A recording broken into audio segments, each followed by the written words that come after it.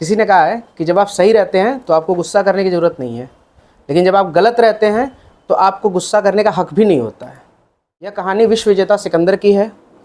लोग ये कहते हैं कि विश्व विजेता जो सिकंदर का इसलिए नाम विश्व विजेता पड़ा क्योंकि उसने विश्व का लगभग 50% जो देश को उसने जीत लिया था, पर यह सत्य नहीं है।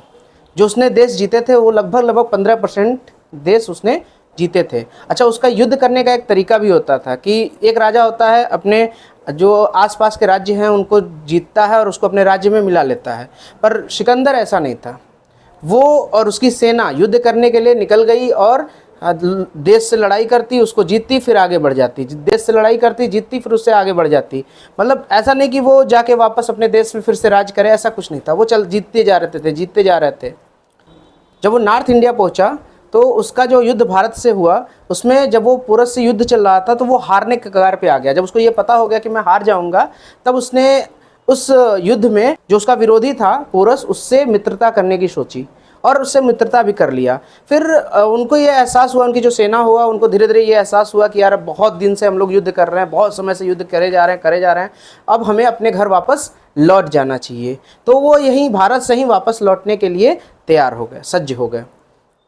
जब सिकंदर वापस लौट रहा था तो उसने ये सोचा कि क्यों ना हम भारत से किसी ऐसे संत को, किसी ऐसे महात्मा को अपने देश ले चलें साथ में, जिससे हमारा पूरा जो जीवन है वो एक अच्छे रूप में दिखाई देने लगे। उसने भारत के जो लोग थे उसने पूछा कि ऐसा कौन सा संत होगा, ऐसा कौन सा महात्मा होंगे जो काफ़ी विद्वान होंगे और जिनकी ज़रूरत हमारे देश को हो सकती है, हो तो हम उनको अपने साथ ले जाना चाहते हैं। तो भारत के कुछ लोगों ने उनको सजेस्ट किया कि एक ऋषि हैं, एक संत हैं, वो पर्वत पे रहते हैं, आप वहाँ जाइए, उनसे आप इच्छा करिए कि वो आपके साथ चले जाएं, तो आपके लिए ये हितकारी होगा।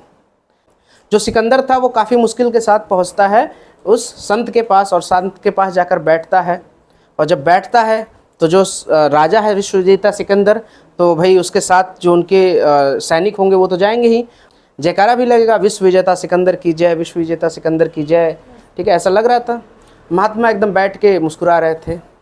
तो जो सिकंदर था उसने आग्रह किया कि महात्मा जी, मेरी ये इच्छा है कि आप हमारे साथ हमारे देश चलें।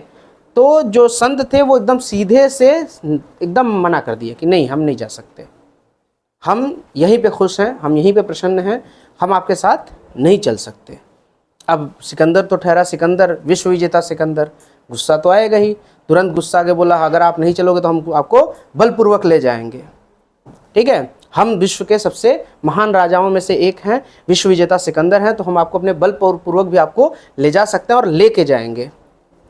तो वो संत कहते हैं, तुम अपने आप को विश्व विजेता कह रहे हो, मुझे तो लगता है कि तुम मेरे दास के भी दास हो। अब वो सिकंदर सोचता है कि ये कौन सी बात हुई, हम आपके दास के दास कहाँ, हम तो राजाओं के भी राजा हैं। तो पूछता है कि हम आपके दास के दास कहाँ। तो वो संत जो थे, वो महात्मा जो थे, उनसे बताते हैं कि मेरा एक दास है, दास मतलब गुलाम है मेरा एक, और वो गुलाम है कि मैं गुस्सा नहीं करता, गुस्सा मुझे तभी आता है जब मैं चाहूँ।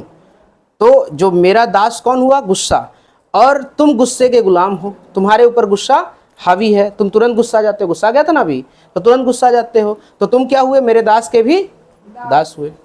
अब सिकंदर को ये बात समझ में आ गई थी कि उससे क्या गलती हुई। वो और उसकी सेना प्यार से वापस चले गए। इस कहानी से क्या सीख मिलती है?